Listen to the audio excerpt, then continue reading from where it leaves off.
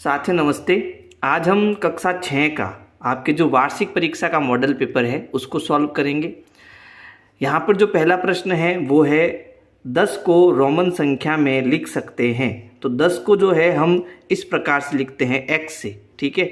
ये हमारा रोमन अंकों में 10 हो जाएगा। तो आ हमारा जो है वो सही उत्तर होगा। वैसे मैं आपको 1 से 10 तक रोमन अंक बता देता हूँ कैसे होते हैं। ये 1 2 3 4 5 6, 6 के बाद में देखो ये आपका 7 8 9 और ये क्या हो गया 10, ठीक है। तो रोमन अंकों में हम 10 को ऐसे लिखते हैं। दूसरा प्रश्न देखो, दूसरा प्रश्न है सबसे छोटी पूर्ण संख्या कौन सी है। तो देखो इसमें आपको प्राकृत संख्या भी ध्यान रखनी है और पूर्ण संख्या भी ध्यान रखनी है। तो प्राकृत संख्या कहाँ से शुरू होती है? प्राकृत संख्या जो है आपकी 1 से शुरू होती है और अनंत तक चलती है, ठीक है। कहाँ से शुरू होती है? 1 से। तो सबसे छोटी प्राकृत संख्या क्या हो जाएगी? 1 हो जाएगी। जबकि जो पूर्ण संख्या है, ठीक है, पूर्ण संख्या है वो कहाँ से शुरू होती है? 0 से। 0 1 2 3 4 और अनंत तक चलती है, ठीक है। तो बताओ पूर्ण संख्या में सबसे छोटी पूर्ण संख्या क्या हो जाएगी? 0 हो जाएगी। और प्राकृत संख्या में सबसे छोटी प्राकृत संख्या क्या हो जाएगी? 1 हो जाएगी। तो हमारा जो उत्तर है वो क्या होगा? 0 होगा। कि सबसे छोटी पूर्ण संख्या क्या है? 0 है। तो आ हमारा सही उत्तर होगा। फिर देखो तीसरा प्रश्न है निम्न में से कौन सी संख्या 10 से विभाजित होगी। तो देखो जिस संख्या का इकाई अंक 0 होगा वो 10 से विभाजित होगी। तो इसमें से किसके पीछे 0 है? देखो 75 के पीछे नहीं है, 15 के पीछे नहीं है, 50 के पीछे इकाई अंक 0 है। यानी ये जो 50 है वो 10 से विभाजित होगा। तो ई हमारा जो है यहाँ पर सही उत्तर हो जाएगा। अगला प्रश्न है निम्न में से कौन सा बंद वक्र है। यहाँ पर देखो ये जो आकृति है वो कुछ इस प्रकार की है, ठीक है। ये कुछ इस प्रकार की है, यहाँ पर कलर किया हुआ नहीं है। तो हमें बताना है निम्न में से कौन सा बंद वक्र है। तो देखो ये बंद नहीं, ये खुला वक्र है, ये भी खुला वक्र है और ये तो वक्र है ही नहीं। तो यहाँ पर जो है ये मेरा क्या होगा? एक बंद वक्र होगा। तो बड़ी ई जो है हमारा सही उत्तर हो जाएगा। अगला प्रश्न है निम्न में से कौन सी एक पंचभुज आकृति है। तो जिसकी 5 भुजाएं होगी वो पंचभुज आकृति होगी। देखो इसमें कितनी भुजा? 1 2 3 4 और 5। इसमें 5 भुजाएं हैं, यानी ये हमारा क्या हो जाएगा? पंचभुज।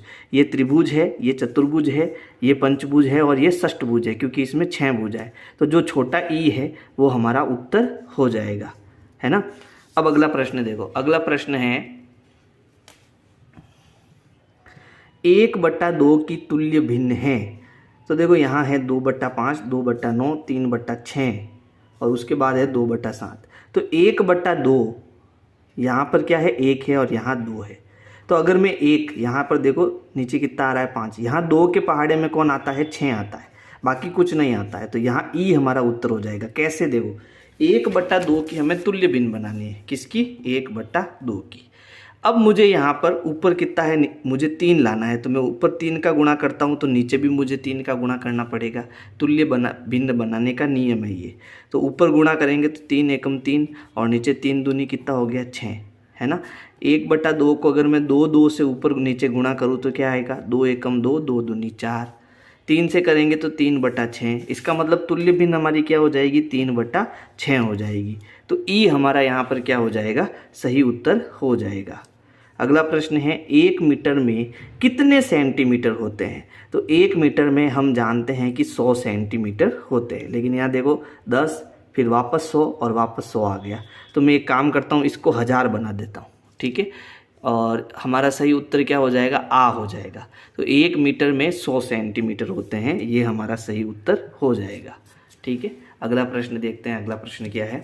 प्रश्न है बंद आकृतियों से घिरे तल के परिमाण को कहते हैं परिमाप, क्षेत्रफल, लंबाई या परिधि। तो यहाँ पर है कि बंद आकृति से घिरा जो तल है उसका परिमाण क्या होता है? क्षेत्रफल होता है। इसका सही उत्तर क्या हो जाएगा? क्षेत्रफल। कैसे? अब इसको समझो। ये कह रहा है कि जो बंद आकृति है, ये जैसे मान लो ये बंद आकृति है मेरे पास, ठीक है। अगर मैं इसके चारों ओर की लंबाई मापता हूँ, चारों ओर की लंबाई मापता हूँ तो ये होता है परिमाप। क्या होता है? परिमाप। लेकिन ये बंद आकृति का जो अगर मैं तल है, ये जो अंदर वाला पूरा भाग है, इसको अगर मैं मापता हूँ, इसका जो परिमाण ज्ञात करता हूँ, तो इसको हम क्या कहेंगे? क्षेत्रफल कहेंगे। तो इसका जो सही उत्तर है वो क्या हो जाएगा? क्षेत्रफल हो जाएगा, ठीक है। अगला प्रश्न देखो, अगला प्रश्न क्या है? अगला प्रश्न है निम्न में से 4 राशि है। तो इसमें देखो चार संख्या तो यही होगी, है ना। ये 3 है, ये 1 है और ये 10 है। तो हमारा जो सही उत्तर है वो क्या होगा, अ हो जाएगा। 4 तो यही है, बाकी तो कोई होगा नहीं 4 तो। अगला प्रश्न देखो, समकोण है, समकोण हमेशा 90 डिग्री को हम क्या कहते हैं, समकोण कहते हैं, इसको याद रखना। तो आ हमारा सही उत्तर होगा यहाँ पर, ठीक है। विनय क्लासेज की प्लेलिस्ट के लिए आपको YouTube के सर्च में जाना है, ऊपर लिखना है विनय क्लासेज और सर्च करना है। इसमें आपको मेरा चैनल दिखाई देगा, चैनल में आपको जाना है। इसके बाद में यहाँ पर देखो होम, वीडियोज़ और प्लेलिस्ट का ऑप्शन है। तो इस प्रकार से आप मेरी प्लेलिस्ट पा सकते हैं। समकोण क्या होता है, 90 डिग्री का कोण होता है, उसको हम क्या कहते हैं, समकोण कहते हैं। अब हमें खाली जगह करनी है। तो यहाँ पर देखो खाली जगह में हमें 2 ऑप्शन दिए, एक तो 2 और 3। इस खाली जगह में क्या आएगा वो हमें बताना है। आयत का परिमाप खाली जगह 2 इंटू लंबाई प्लस चौड़ाई होता है। तो ये तो सूत्र है, हमें याद है कि आयत का जो परिमाप है वो क्या होता है, आयत का परिमाप होता है 2 इंटू लंबाई प्लस चौड़ाई। ये आयत का क्या होता है, परिमाप होता है। तो यहाँ कोष्टक में क्या आएगा, यहाँ खाली जगह में क्या आएगा, 2 आएगा। फिर अगला प्रश्न है 3.3 डॉट डॉट डॉट 3.3000। इसमें ये बराबर है या बड़ा है, ये हमें बताना है।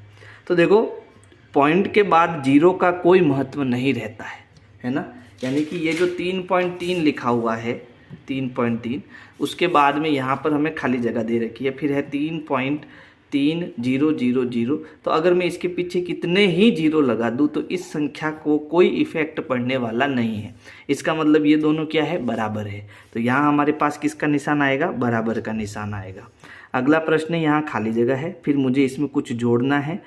3/6 जोड़ने पर मुझे वापस 3/6 ही मिलता है। इसका मतलब मैंने इसमें कुछ नहीं जोड़ा, कुछ नहीं जोड़ा मतलब मैंने क्या जोड़ा, 0 जोड़ा।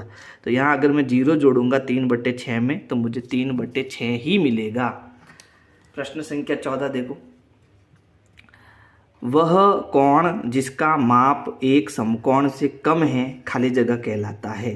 तो उसे हम क्या कहते हैं, न्यून कोण कहते हैं। क्या कहते हैं, न्यून कोण। इसको मैं पूरा समझा देता हूँ आपको कि कोण कितने प्रकार के होते हैं। यहाँ न्यून कोण लिख देना, ये लिख देना ना, न्यून कोण, उसको हम क्या कहते हैं, न्यून कोण। यहाँ न्यून आ जाएगा, सिर्फ न्यून। कोण यहाँ लिखा हुआ है, क्या होता है, न्यून कोण होता है। अब इसको मैं आपको समझा देता हूँ। देखो कोण बहुत से होते हैं। सबसे पहला कोण होता है न्यून कोण। क्या होता है, न्यून कोण। न्यून कोण किसे कहते हैं, जिस कोण का मान 0 डिग्री से तो ज़्यादा होता है लेकिन 90 डिग्री से क्या होता है, कम होता है, उस कोण को हम क्या कहते हैं, न्यून कोण कहते हैं। समकोण किसे कहते हैं, जिस कोण का मान 90 डिग्री होता है। जैसे कोई कोण है, मान लो वो अगर 90 डिग्री का है तो उसे हम क्या कहेंगे, समकोण कहेंगे। और अधिक कोण किसे कहेंगे, तो अधिक कोण हम कहेंगे जिस कोण का मान 90 डिग्री से तो ज़्यादा होता है लेकिन 180 डिग्री से कम होता है, तो उस कोण को हम क्या कहते हैं, अधिक कोण कहते हैं। फिर आता है सरल कोण।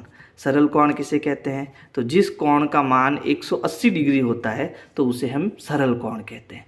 तो ये सारे कोण जो है आपको याद रखने हैं, ठीक है। न्यून कोण क्या होता है, जिसका मान 90 डिग्री से कम हो उसे न्यून कोण, जिसका मान 90 डिग्री हो उसे समकोण, जिसका मान 90 डिग्री से तो ज़्यादा हो लेकिन 180 डिग्री से कम हो उसको अधिक कोण, और जिसका मान 180 डिग्री होता है उसको हम सरल कोण कहते हैं। तो ये चारों कोण आपको याद रखने हैं, ठीक है। अगला प्रश्न देखो, ऐसी रेखाएं जो प्रतिच्छेद नहीं करती है खाली जगह कहलाती है।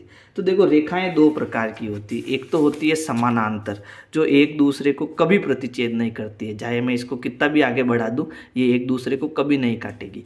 तो इनको तो हम कहते हैं समांतर रेखाएं। कौन सी रेखाएं, समांतर रेखाएं।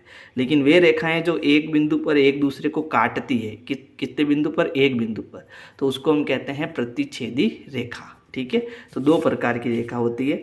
तो जो रेखाएं प्रतिच्छेद नहीं करती है उसको हम क्या कहते हैं, समांतर रेखा कहते हैं। यहाँ आ जाएगा समांतर रेखा। अगला है 4 भुजाओं वाला बहुभुज खाली जगह कहलाता है। तो 4 भुजाओं से बनी बंद आकृति को हम क्या कहते हैं, चतुर्भुज कहते हैं। ये हो जाएगा चतुर्भुज। अगला प्रश्न है, जिस संख्या में इकाई के स्थान पर 0, 2, 4, 6, 8 हो तो उसे हम क्या कहते हैं, सम संख्या कहते हैं। और जिस संख्या का इकाई अंक 1, 3, 5, 7, 9 हो उसे हम क्या कहते हैं, विषम कहते हैं। तो इकाई अंक यहाँ 0, 2, 4, 6, 8 होने पर हमारी क्या हो जाएगी, सम संख्या हो जाएगी। तो यहाँ सम हो जाएगा। अगला प्रश्न है, संख्या 2 एक खाली जगह संख्या है, भाज्य या अभाज्य। तो देखो संख्या 1 2 जो है वो एक कैसी संख्या है, अभाज्य संख्या है, इसको याद रखना। देखो अभाज्य संख्या है, बता देता हूँ क्या क्या है। तो 2 सबसे छोटी अभाज्य संख्या है, उसके बाद 3 5 7 11 13 17। कम से कम आपको इतनी याद रखनी है, अनंत होती है लेकिन कम से कम आपको इतनी याद होनी चाहिए कि ये सब क्या है, अभाज्य संख्याएं है। अगला प्रश्न है, गिनती गिनने वाली संख्याओं को खाली जगह कहते हैं, तो उसको हम क्या कहते हैं, प्राकृत संख्या कहते हैं। गिनती गिनने वाली संख्याओं को हम क्या कहते हैं, प्राकृत संख्या कहते हैं, जो 1 से शुरू होती है और अनंत तक चलती है ना। और इसको हम गिनती भी कहते हैं। तो गिनती गिनने वाली संख्याओं को हम क्या कहते हैं, प्राकृत संख्या कहते हैं। 1 करोड़ बराबर खाली जगह मिलियन होता है। तो 1 करोड़ में आपके 10 मिलियन होते हैं। कितने मिलियन होते हैं, 10 मिलियन। देखो मैंने कक्षा 6 की जो है सारी वीडियोस बना दी है और उन सभी वीडियो को किस में डाल दिया, प्लेलिस्ट में डाल दिया। या फिर आपको मेरे डिस्क्रिप्शन बॉक्स में कक्षा 6 से संबंधित सारी वीडियो मिल जाएगी। तो आप डिस्क्रिप्शन में जाकर मेरी सारी वीडियो देख सकते हो या प्लेलिस्ट में जाकर सारी वीडियो देख सकते हो। और अगर वीडियो पसंद आ रही है तो वीडियो को लाइक ज़रूर करना। अब देखो प्रश्न संख्या 21 है, पूर्ण संख्या 0 का कोई पूर्ववर्ती नहीं होता है। तो इसको ध्यान से समझना। देखो पूर्ण संख्या में देखो 0 जो है वो सबसे छोटी संख्या होती है ना। पूर्ण संख्या कहाँ से शुरू होती है, 0 से अनंत तक चलती है, 0 1 2 ऐसे चलती रहेगी। तो 0 का आगे कोई है क्या, कोई संख्या आगे कोई संख्या नहीं है ना। तो 0 का पूर्ववर्ती नहीं होता, जबकि 0 का परवर्ती कितना होता है, 1 होता है। ठीक है, तो 0 का परवर्ती तो होता है लेकिन 0 का पूर्ववर्ती नहीं होता है, क्योंकि ये 0 से शुरू होती है ना। तो ये कथन हमारा क्या हो जाएगा, सत्य हो जाएगा कि भाई शून्य का कोई पूर्ववर्ती नहीं होता। तो यहाँ आप लिख सकते हो सत्य। मैंने यहाँ राइट किया, आप सत्य लिख देना। ठीक है। अगला प्रश्न है, 2 सम संख्याओं का गुणनफल सदैव एक सम संख्या होती है। तो ये भी कथन सत्य है कि जब हम 2 संख्या लेते हैं और उनका गुणा करते हैं तो हमें हमेशा क्या मिलता है, एक सम संख्या मिलती है। जैसे मान लो मैंने एक संख्या ली 2 एक सम संख्या है और 4 भी एक सम संख्या। अगर मैं दोनों को गुणा कर रहा हूँ तो 4 दूनी मुझे क्या मिलता है, 8। तो 8 क्या है, एक सम संख्या है। जैसे मैंने मान लो 12 एक सम संख्या ली, 2 एक सम संख्या ली, दोनों का गुणा कर रहा हूँ तो 12 दूना कितना होता है, 24। 24 में इकाई अंक क्या है, 4। तो ये भी हमारी क्या हो जाएगी, सम संख्या हो जाएगी। तो जब 2 सम संख्याओं का गुणा कराते हैं तो हमें हमेशा एक सम संख्या ही मिलती है। अगला प्रश्न है, अभाज्य संख्याओं के कोई गुणनखंड नहीं होते। तो अभाज्य संख्याओं के 2 गुणनखंड होते हैं। कितने गुणनखंड होते हैं, 2। तो अभाज्य संख्याओं के गुणनखंड तो होते हैं लेकिन केवल 2 गुणनखंड होते हैं, है ना। तो यहाँ लिखा हुआ है कोई गुणनखंड नहीं होते, तो ये कथन तो हमारा गलत हो जाएगा। अभाज्य संख्याओं के 2 गुणनखंड होते हैं, तो ये कथन क्या हो जाएगा, असत्य हो जाएगा। वृत्त की प्रत्येक जीवा उसका एक व्यास भी होती है। तो प्रत्येक जीवा उसका व्यास कभी नहीं होती है, इसको मैं समझाता हूँ। ये कथन असत्य है, क्यों बताता हूँ। देखो व्रत क्या होता है, जो हम इस प्रकार से बनाते हैं वो हमारा क्या होता है, व्रत होता है। और ये व्रत का क्या है, केंद्र बिंदु है। जीवा क्या होती है, तो व्रत को छेदने वाली वह रेखा जो उसके केंद्र से नहीं गुजरती, इसको हम क्या कहते हैं, जीवा कहते हैं। ठीक है। जबकि व्यास क्या होता है, व्यास हमेशा व्रत की जो केंद्र बिंदु है उससे गुजरता है, यानी इसमें से गुजरता है। ठीक है, उसको हम क्या कहते हैं, व्यास कहते हैं। तो क्या जीवा और व्यास एक ही है क्या, नहीं, जीवा अलग है, व्यास अलग है। ठीक है। प्रश्न क्या था, प्रश्न था कि व्रत की प्रत्येक जीवा उसका एक व्यास होती है, नहीं, प्रत्येक जीवा उसका व्यास नहीं हो सकती। अगला प्रश्न है, एक संपूर्ण घूर्णन का माप 260 डिग्री होता है। तो ये भी कथन हमारा क्या होगा, गलत होगा। जब हम पूरा घूर्णन करते हैं, पूरा एक चक्कर लगाते हैं गोल गोल, ठीक है, तो हमेशा कितने डिग्री बनती है, 360 डिग्री बनती है, 260 डिग्री नहीं बनती है। कितनी बनती है, 360 डिग्री बनती है। तो ये हमारा कथन गलत हो जाएगा। आयत की सम्मुख भुजाओं की लंबाई बराबर होती है। तो ये कथन हमारा क्या हो जाएगा, सत्य हो जाएगा, क्योंकि जो आयत होता है, आयत की आमने सामने की भुजाएं जो है वो बराबर होती है। सम्मुख भुजा जिसको बोलते हैं, ये भुजाएं आपस में क्या होती है, बराबर होती है। तो ये कथन हमारा क्या होगा, सत्य होगा। अगला प्रश्न है, संख्या रेखा पर -8 -10 के दाईं ओर स्थित है। तो इसको आप समझना। देखो जब हम संख्या रेखा बनाते हैं, ठीक है। तो संख्या रेखा में बीच में क्या होता है 0। इधर हमेशा हमें क्या मिलती है प्लस की संख्या मिलती है ना, और इधर हमेशा क्या मिलती है माइनस की संख्या मिलती है। तो मैं यहाँ पर एक तो मुझे लिखना है माइनस का 10, तो पहले यहाँ 0 आएगा, फिर -8 आएगा, फिर -8 के बाद क्या आएगा -10 आएगा, है ना। -8 के बाद क्या आएगा -10 आएगा। अब प्रश्न कह रहा है क्या -8 यानी जो ये -8 है वो 10 के दाईं ओर स्थित है क्या, 10 के दाईं ओर स्थित है क्या, तो बिल्कुल ये दाईं ओर स्थित है। जो इधर होता है उसको दाईं ओर बोलते हैं, और जो इधर होता है उसको हम क्या बोलते हैं बाईं ओर बोलते हैं। तो जो ये -8 है वो -10 के किस तरफ है दाईं ओर है। तो ये कथन हमारा क्या हो जाएगा सत्य हो जाएगा। अगला प्रश्न है 28वां। देखो 28वां प्रश्न क्या है, ये एक हमें आकृति दी हुई है, इसका एक भाग छायांकित किया हुआ है।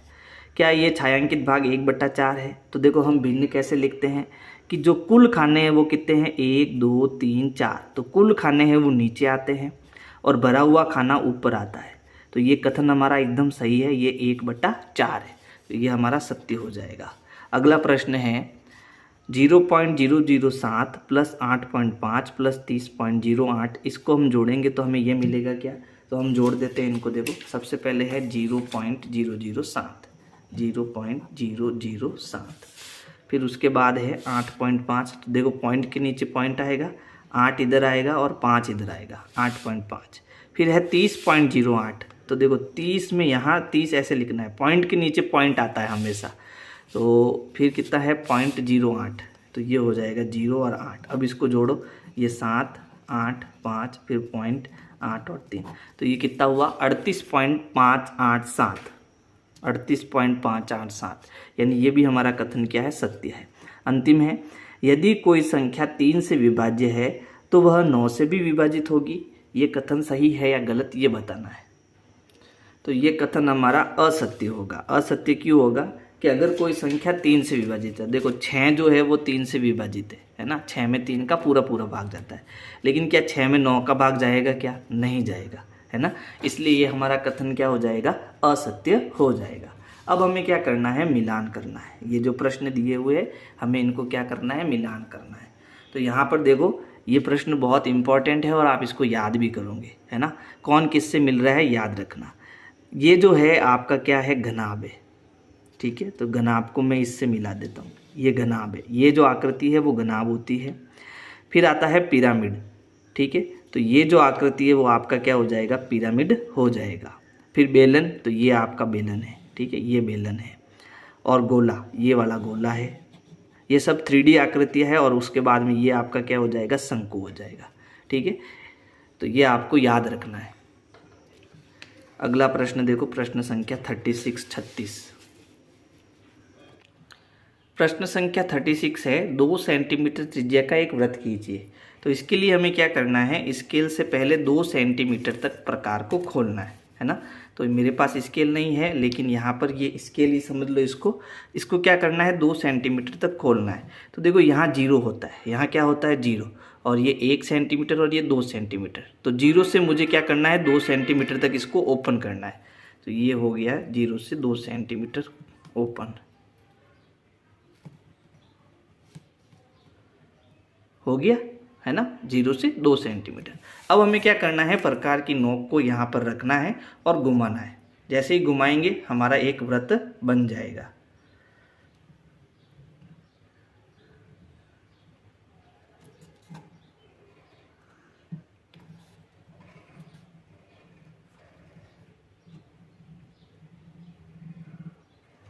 मेरे पास यहाँ पर ठीक से स्पेस नहीं है, इसलिए मैं ठीक से नहीं बना रहा हूँ। ये प्रकार ठीक नहीं है ना। तो आप इसको ठीक से बनाना, मैंने बता दिया है कैसे बनाना है ना। फिर आपको क्या करना है, ये जो मैंने केंद्र लिया है, ठीक है, इसको पेन से डॉट करना है। यहाँ से फिर इसकी परिधि तक इसको मिलाना है। ये हमारी हो जाएगी त्रिज्या 2 सेंटीमीटर की।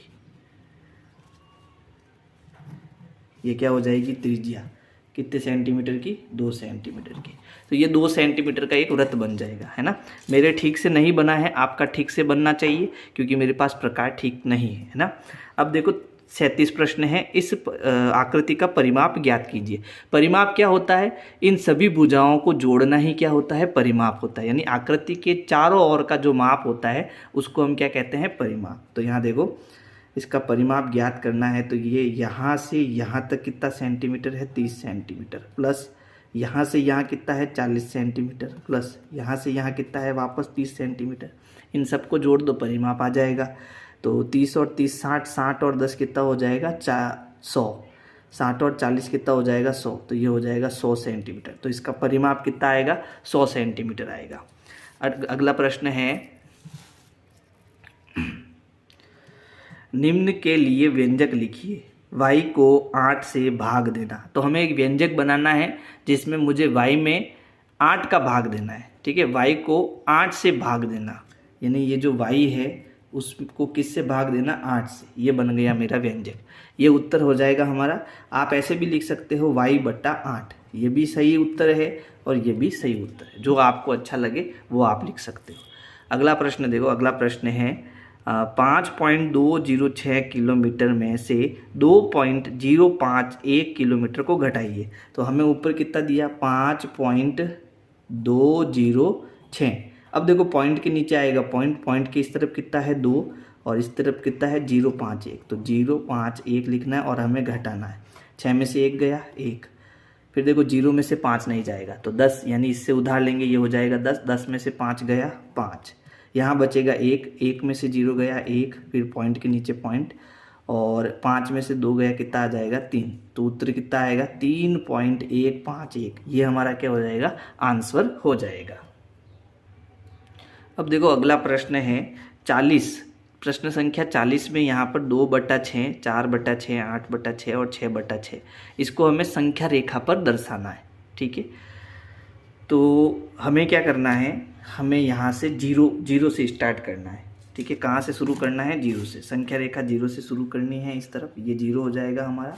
अब देखो हमें क्या करना है? इक्वल पार्ट बनाने हैं। इक्वल पार्ट यानी जितना हम डिस्टेंस एक पार्ट में ले रहे हैं तो सब में हमें वही डिस्टेंस लेना है। ठीक है, तो यहाँ पर मैं डिस्टेंस ले लेता हूँ। इक्वल डिस्टेंस लेना है सब में आपको।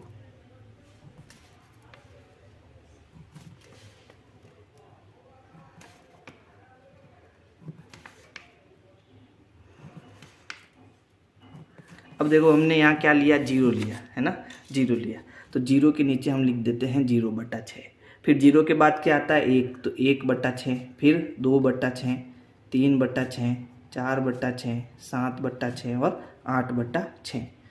ठीक है, तो अब हमें क्या क्या बताना? एक तो 2/6, तो ये रहा हमारा 2/6, फिर 4/6, तो ये रहा 4/6, 8/6, तो ये रहा 8/6।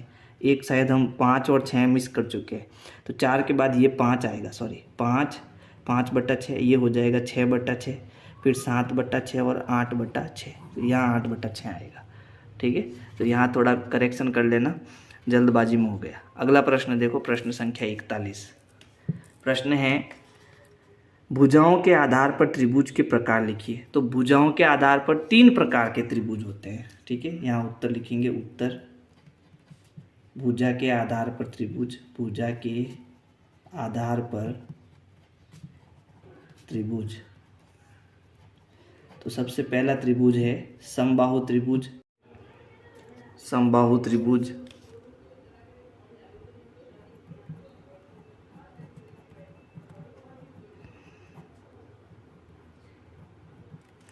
दूसरा है समद्विबाहु त्रिभुज, द्विबाहु त्रिभुज। और तीसरा आपने बताया था विषम बाहु त्रिभुज, है ना। तो यहाँ लिख देना आप तीसरा, मैं यहाँ लिख देता हूँ विषम बाहु त्रिभुज। ठीक है, अगला प्रश्न देखो। अगला प्रश्न है सभी कोणों के नाम लिखे। तो यहाँ पर देखो कोण ए है, कोण ए, उसके बाद कोण बी, कोण सी, कोण डी और 4 कोण है ना, ए बी सी और डी। तो ये हमने कोणों के नाम लिख दिए। अगला देखो, अगला प्रश्न है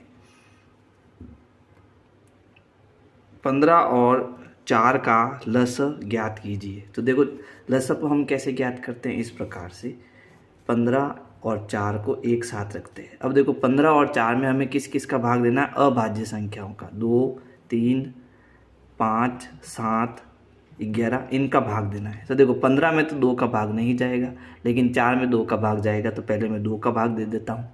ठीक है, 15 में 2 का भाग नहीं जाता है तो 15 को वापस लिख दो, जिसका भाग नहीं जाए तो वापस लिख दो। लेकिन इसमें जा रहा है कितनी बार, 2 एकम 2, 2 दूनी 4, 2 बार भाग गया तो 2 यहाँ लिखेंगे। अब फिर से 2 का भाग जा रहा है, 15 में नहीं जा रहा है लेकिन 2 में जा रहा है।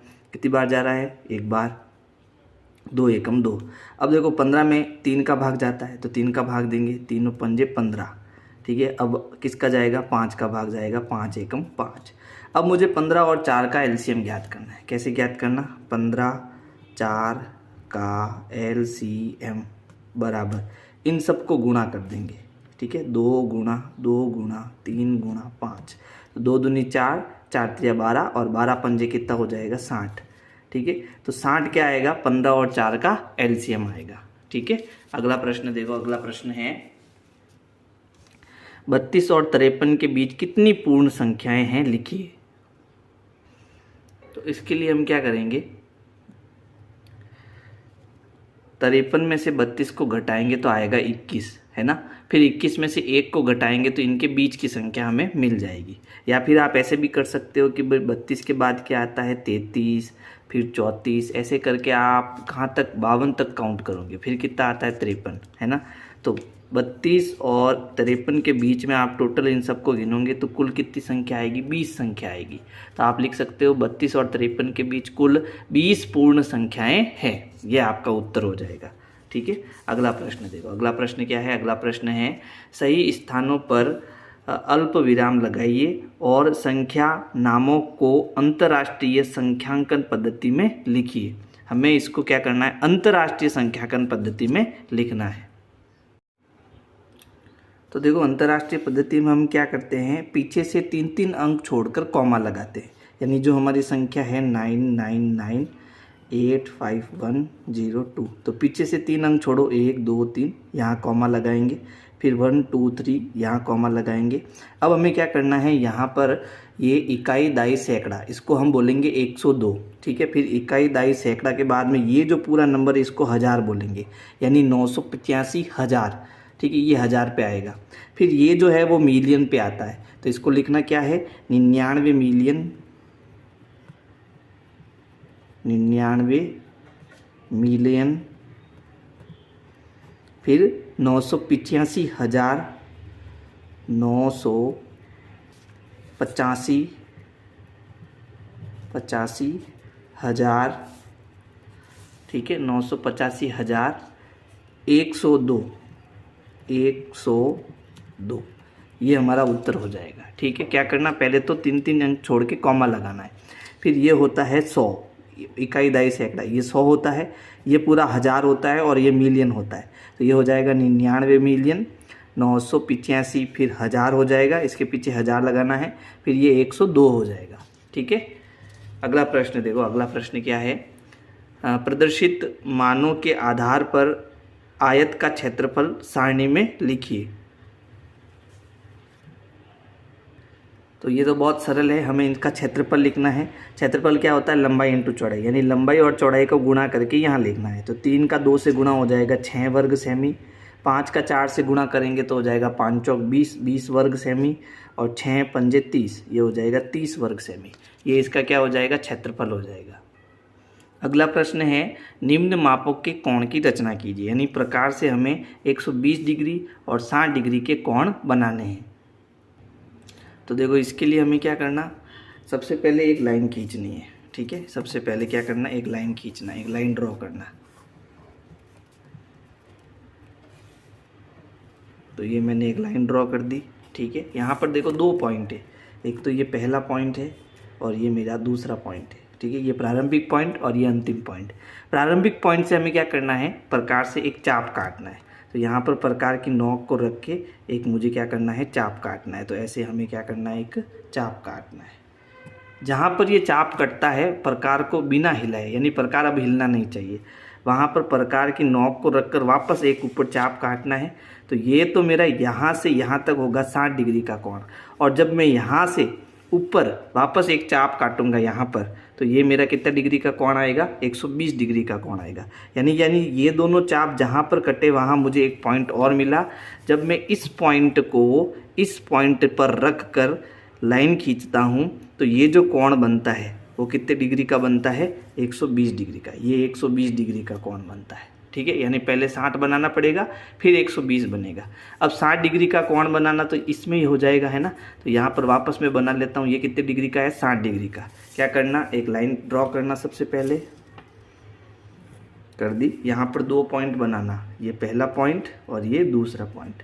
पहले पॉइंट से हमें एक चाप काटना है, तो यहाँ पर प्रकार की नोक को रखना है और एक चाप काटना है।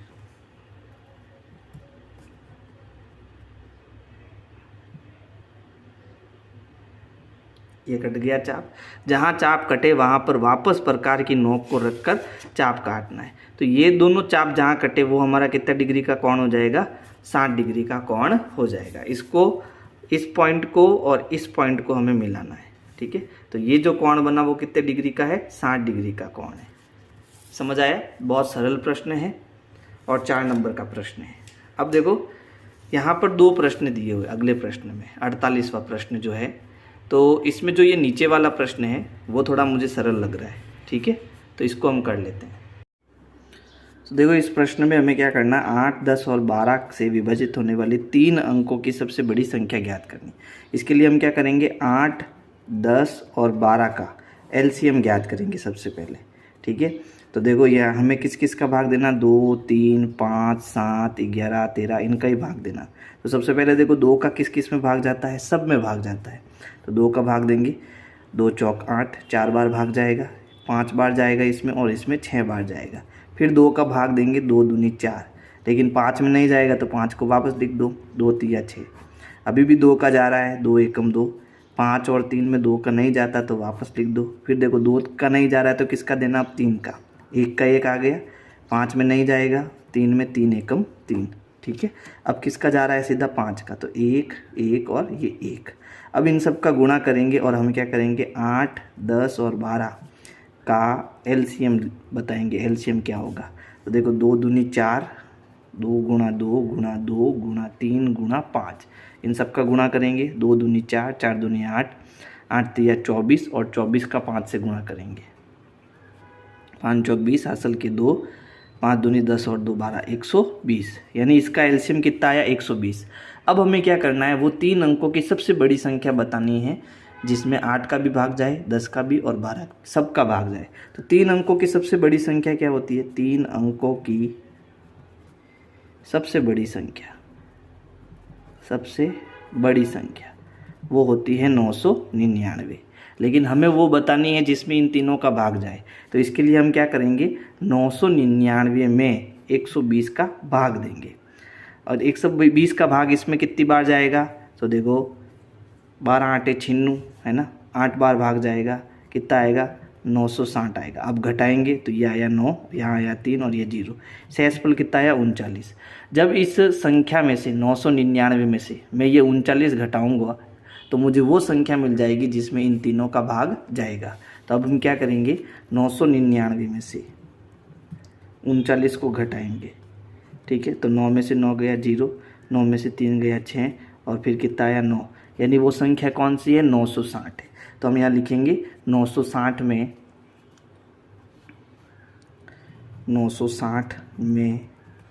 8, 10 तथा 12 का पूरा भाग जाता है, भाग जाता है। तो ये आपका मॉडल पेपर हुआ ख़त्म। और अगर आपको मेरी वीडियो पसंद आई है तो लाइक करो, सब्सक्राइब करो, शेयर करो, कमेंट करो। Thank you.